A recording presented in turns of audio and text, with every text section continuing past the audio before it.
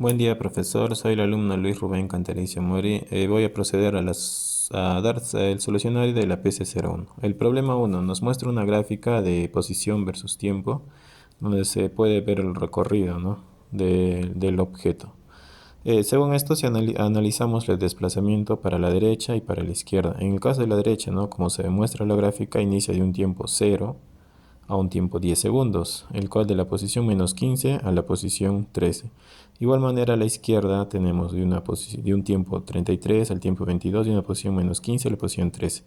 Con respecto a esto nos pide el inciso A, la ecuación de la posición. Como sabemos es un movimiento rectilíneo, entonces usamos que la velocidad es igual a la distancia sobre tiempo, el cual nos sale la velocidad. Y para hallar la ecuación del movimiento simplemente necesitamos, ¿no?, el punto de inicio, en este caso, que es menos 15 más la velocidad por un tiempo, que debería ser 2.8 por el tiempo.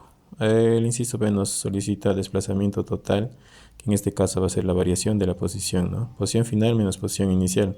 Como se muestra la gráfica, inicia en menos 15 y termina en 15, por lo tanto no había desplazamiento total. Pero cuando nos solicita la distancia total, aquí sí, ¿no? Como se muestra en la gráfica, hace un desplazamiento 28 más 28, que haría de 56 metros. Procedo con la pregunta 2.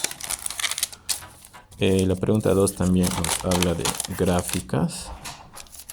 Entonces, también se muestra una gráfica, en este caso también posición versus tiempo, donde se muestra, ya nos da como dato las dos formas de gráficas, ¿no? Una parábola y en caso una línea recta.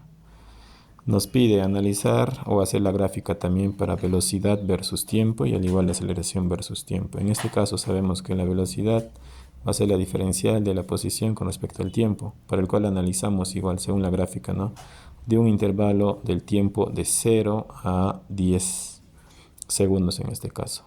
Procedemos a hacer, ¿no?, la derivada en este caso de la gráfica posición, la derivada de t cuadrado con respecto al tiempo, el cual nos va a dar 2 veces t, y analizamos igual para la parte recta, que es de 0 a 20 segundos. Similar, tenemos la gráfica derivada de la posición 20t menos 100 con respecto al tiempo, el cual nos da una velocidad ya constante que no depende del tiempo, que es 20 pies. Procedemos a graficar. Como muestra, el primer intervalo de 0 a 10 va a ser 2 veces t, el cual se grafica una línea vertical, se podría decir, y luego se hace constante con 20 pies por segundo en este caso, ya que las unidades nos da. Similar, procedemos para la aceleración versus tiempo. Sabemos que la aceleración es la derivada de la velocidad sobre el tiempo, entonces procedemos a hacer lo mismo. Agarramos por intervalos, ¿no? El primer intervalo de 0 a 10, que en este caso es derivada del 2t, que es la velocidad, ya nos sale una aceleración constante de 2 pies sobre segundo cuadrado. Al igual para el segundo tramo, al ser la velocidad constante no hay aceleración, por lo cual se ve la derivada de un número constante va a ser 0. La aceleración 0 pies por segundo al cuadrado. Procedemos a realizar la gráfica. Se ve que al inicio la aceleración es constante hasta un valor de 10. Y de ahí de 10 en adelante se va con una aceleración 0. Procedo a pasar a la siguiente pregunta, a la pregunta número 3. De igual nos explica que hay un objeto que es lanzado haciendo un movimiento de caída libre. Entonces nos pide analizar, ¿no?, hallar en este caso el tiempo para este lanzamiento, ¿no? Procedemos, pero antes de esto, claro, primero hallamos el tiempo porque nos pide la altura máxima también. Necesitamos el tiempo, entonces procedemos con el tiempo. La fórmula, como sabemos, velocidad inicial más menos la gravedad por el tiempo. Sabemos, como estamos con la gravedad, actúa hacia abajo, en este caso, ¿no? La gravedad siempre actúa hacia abajo, es negativa. Optamos con lo negativo. Sabemos que la velocidad final en el punto más alto va a ser 0. Iniciamos con 30. Evaluamos con respecto con la gravedad 9.81, cual nos bota un tiempo de 3.058 segundos. Con esto ya procedemos a hallar la altura que nos pide, ¿no?, encontrar la altura que hace el recorrido. Entonces, para esto usamos la promedio de velocidades por tiempo. Las velocidades 30, la otra es 0, entre 2, por el tiempo que fue calculado. Nos sale que la altura es 45.87 metros. Procedemos al inciso C, el punto alto con respecto al suelo. Nos pide el tiempo. cuando esté en el punto más alto, ¿no? Similar, analizamos velocidad final, inicial, en este caso la final va a ser cuando esté en el punto más alto. De aquí hacia aquí, por ejemplo, ¿no? La final es 30, inicia con 0. Procedemos a evaluar con la gravedad 9.81, igual nos queda con 3.058 segundos, el cual cumple porque es el mismo tiempo. Y en el inciso D nos pide la velocidad final con la que impacta el suelo. En este caso similar usamos la fórmula velocidad final igual a inicial más menos gravedad por tiempo, igual usamos. Entonces velocidad final, la inicial es 0, la gravedad por tiempo, el tiempo ya fue calculado, la velocidad final es 30 metros por segundo, el cual corresponde al gráfico, ¿no? Se inicia con 30, hace el recorrido caída libre y debería finalizar también con 30. Voy a proceder a la pregunta número 4.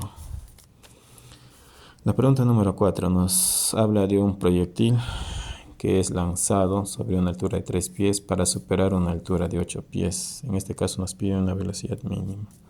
Procedemos a analizar en el eje horizontal, eje vertical, primer eje horizontal, donde la componente de esta velocidad en el eje horizontal es la velocidad sub 0 por el coseno de 30. Despejando tenemos que el tiempo es igual a 12 veces velocidad sub 0 por cos de 30.